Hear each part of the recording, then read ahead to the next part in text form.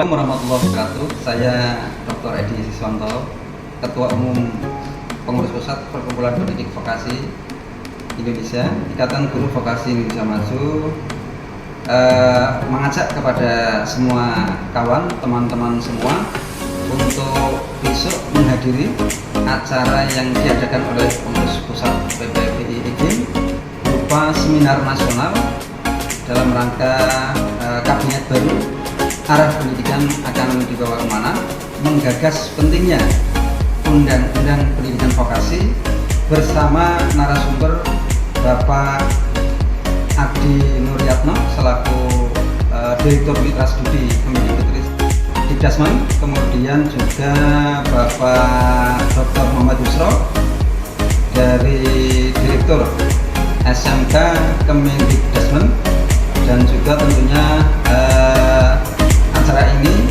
merupakan acara yang luar biasa dilaksanakan besok tanggal 30 November 2024 di Aula SMK Negeri 29 Jakarta. Datang dan ramaikan teman-teman semua. Terima kasih. Wassalamualaikum warahmatullahi wabarakatuh.